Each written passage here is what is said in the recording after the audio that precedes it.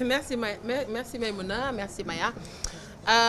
Bonjour, bonsoir à toutes et à tous. Merci d'avoir répondu présent à cette conférence de presse de la coalition Lui Jot Jotna. Je suis Aminata Libambeng, je suis militante féministe, je suis psychologue clinicienne et membre du collectif des féministes du Sénégal. Je suis avec Maître Abibatou Samb, qui est avocate. Je suis avec Badiane Gonessar, qui est Badiane Nogor. Madiguen, qui est de l'AJS, Maïmouna, qui est de Diguen Sénégal. Et aussi, nous sommes avec nos frères et sœurs des volontaires d'Afrique, Action Aide Sénégal, Amnesty. Normalement, on aurait dû avoir quelques députés, signataires, FRAPP aussi, bien sûr. Nous aurons dû avoir quelques députés de la 15e législature qui ont signé la tribune.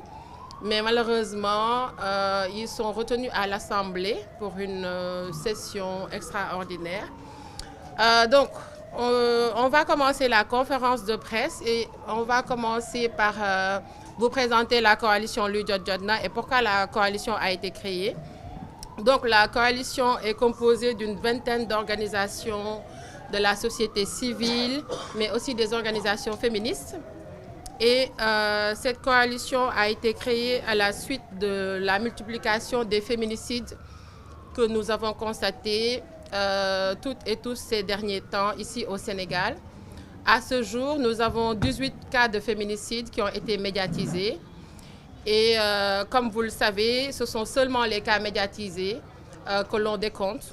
Donc, dans les sphères privées, dans les maisons, peut-être qu'il y a d'autres féminicides dont on n'a pas connaissance. Et en tant qu'organisation, nous nous sommes dit que c'est Lui Jot Jotna. Lui Jot Jotna parce qu'il est important que le féminicide soit reconnu au Sénégal comme un crime spécifique. Pourquoi le féminicide n'est pas une simple dispute conjugale, n'est pas un simple conflit conjugal? Le féminicide est éminemment politique. Parce que ce sont nos lois, en fait, ce sont nos codes sociétaux qui font que les hommes s'autorisent à tuer leurs femmes. Le féminicide, ce n'est pas un meurtre, voilà, parce qu'il y a une dispute. C'est un meurtre, en fait, parce que c'est une femme spécifiquement. C'est un conjoint ou un ex-conjoint qui s'autorise à prendre la vie de sa femme. D'accord? Donc c'est pour ça que pour nous, il est important que le féminicide soit reconnu comme un crime spécifique à l'endroit des femmes et à l'endroit des filles. Et cette reconnaissance juridique va permettre justement une meilleure sensibilisation de tout le monde, de la société de façon générale, qu'on ne voit plus au niveau des médias une banalisation de ces crimes-là, qu'on ne dise plus que c'est une dispute conjugale qui a viré, qu'on ne dise plus que la femme est peut-être fautive, mais une reconnaissance juridique permettrait de faire du coup cette sensibilisation. Donc, on voudrait aussi saluer vraiment le soutien des députés, mais aussi des autres organisations qui ont rejoint la coalition Lui Jot Jotna. Et pour nous, c'est un cri urgent, c'est un cri d'alarme pour que des actions soient prises enfin. Et nous voudrions aussi rappeler au président Bassirou Diomaye Faye les engagements qu'il avait pris quand il était candidat.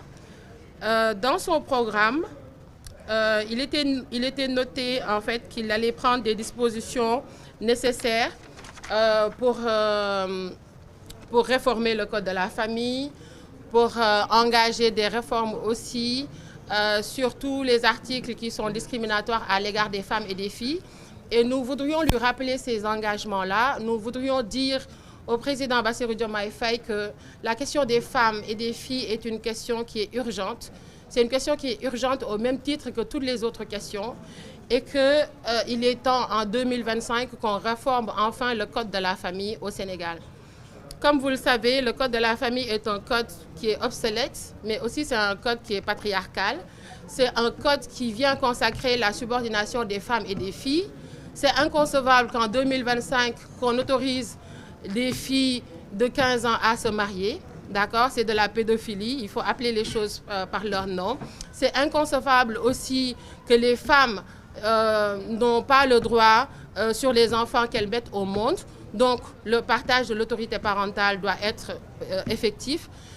Également, toutes les questions en fait, qui régissent le mariage de façon générale, on voit en fait dans ces questions-là le côté patriarcal et ce qui empêche en tout cas les femmes de pouvoir s'épanouir dans le mariage, de pouvoir prendre des décisions sur leur vie, de pouvoir prendre des décisions sur les enfants qu'elles mettent au monde. Alors, peut-être que je vais revenir un peu sur pourquoi il est urgent de reconnaître le féminicide comme un crime dans notre dispositif juridique, mais aussi des violences. Les gens n'arrêtent pas de tomber. Ça va? Tout le monde va bien? OK. Alors,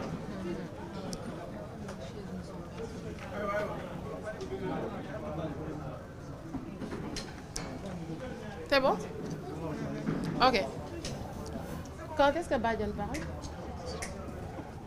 Continue. OK. Je voudrais juste revenir en fait sur les promesses politiques et la responsabilité de l'État. Pourquoi la question des féminicides engage la responsabilité de l'État?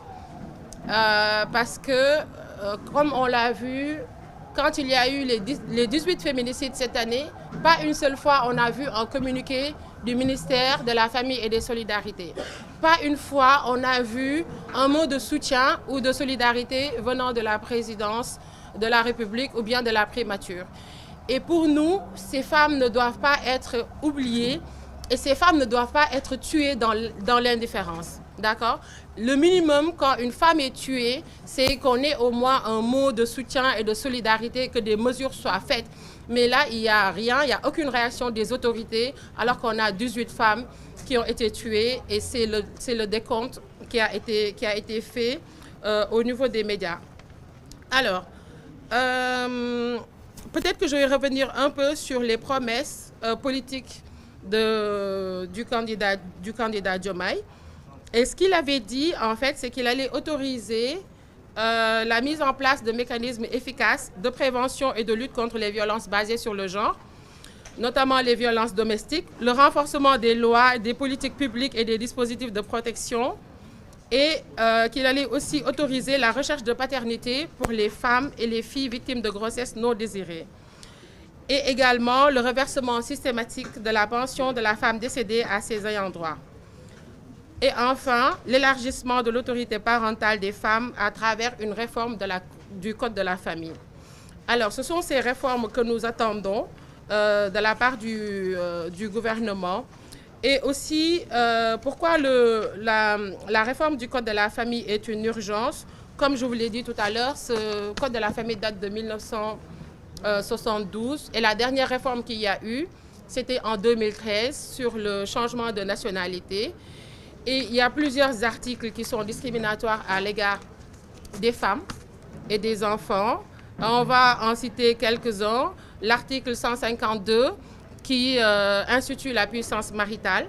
L'article 153 qui donne au mari la responsabilité de décider de la résidence du ménage. L'article 196 qui est une interdiction de recherche de paternité. L'article 181, qui est l'article qui parle de la preuve des biens. Donc voilà, ce sont des articles qui sont obsolètes et pour nous qui méritent une réforme profonde. Et cette coalition qui est progressiste et qui est féministe, justement engage les autorités pour que ces réformes en fait soient faites dans les meilleurs délais. Parce qu'encore une fois, la question des femmes ne peut plus attendre dans ce pays, c'est une urgence comme les autres. J'ai laissé Badiane Ngoné parler pour la partie Wolof. Viens, on va changer.